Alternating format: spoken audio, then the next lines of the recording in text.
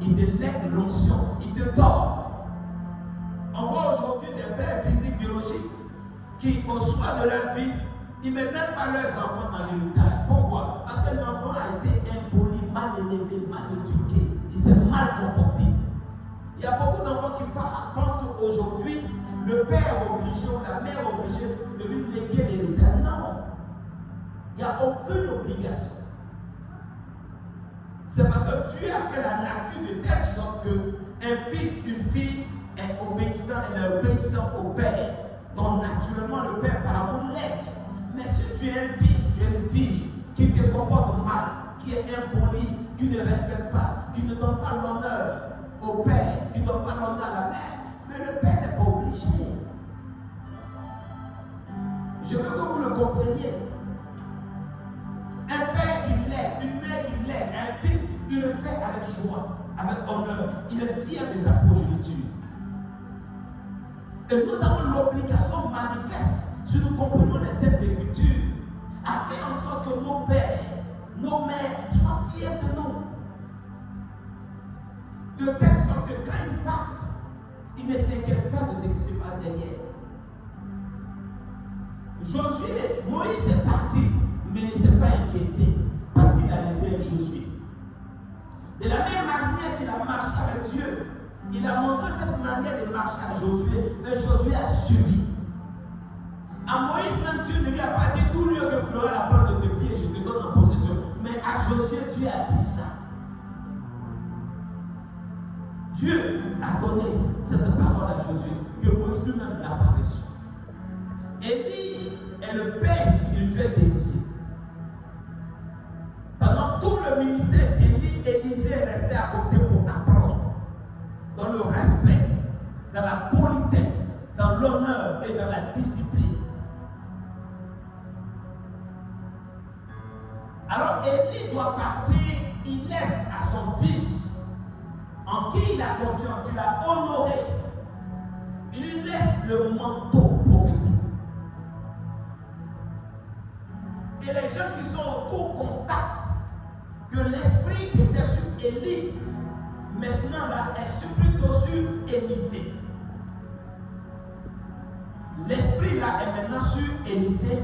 Et la Bible dit qu'il se prosternait devant Élisée. Ce n'est pas Élisée. Il n'avait pas encore démontré quoi que ce soit, mais il se prosternait. Donc quand tu es un fils, une fille, qui fait honneur à ton père et à ta mère, ils te lèguent ce qu'ils ont de plus cher. Et ce que Élie avait de plus cher, c'est la notion. Dans l'onction de Dieu se trouve la bénédiction matérielle et financière. Dans l'onction de Dieu se cachent tous les trésors cachés du monde. Donc Élie reçoit. Il n'a pas passé concours, il n'a pas fait d'examen, mais simplement l'obéissance, l'honneur à un père humain fait que là où son père termine, c'est là où il commence.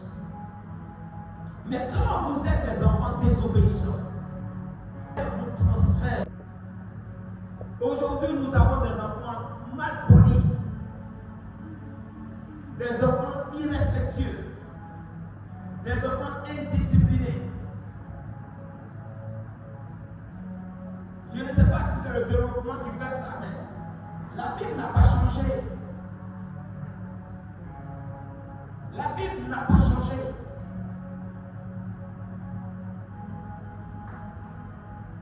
Aucun père, aucune mère ne reproche à un enfant un débat, des échanges. Donc veillez à être poli, veillez à être respectueux, veillez à être l'honneur de vos parents à tous les niveaux. Comme Josué, comme Élisée. Demande à ton frère, ta soeur.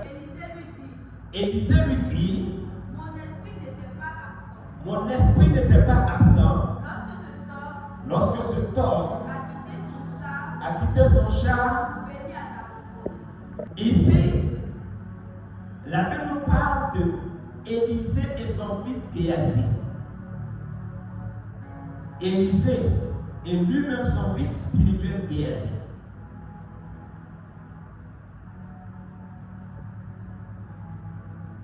Élisée, par l'autorité de Dieu, opère dans la prière, dans l'intercession. Et Dieu accorde la guérison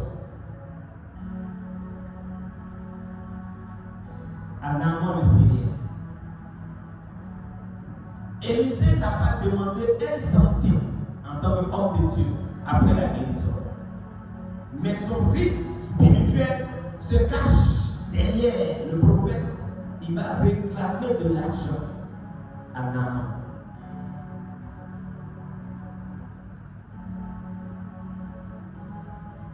Et il reçoit le présent de Naaman. Quand son père lui demande, il ment. Il ment. Il ment. Il ment. Il dit, je ne suis ni allé ni à gauche ni à droite. Son père n'était pas présent physiquement au moment où il recevait les dons. Mais le prophète Élisée lui dit, mon esprit n'était pas absent quand ce homme est descendu de son char et t'a donné des présents. Vous savez, en Afrique, ici en Côte d'Ivoire, on dit souvent, les enfants savent courir mais ils ne savent pas se cacher. Souvent, les enfants posent de mauvaises actions, ils pensent que les parents ne savent pas ou les parents ne perçoivent pas. Les parents n'ont pas besoin d'être présents au moment où tu poses de mauvaises actions. Mais simplement en regardant ton attitude, ton comportement, ton père, ta mère, qui a vécu avant toi, certes. Il ne t'a pas vu, mais à l'intérieur de lui-même, avec le lien de paternité qui est entre vous, il sait que tu as posé cette mauvaise action. On peut demander, pardon, comment tu sais?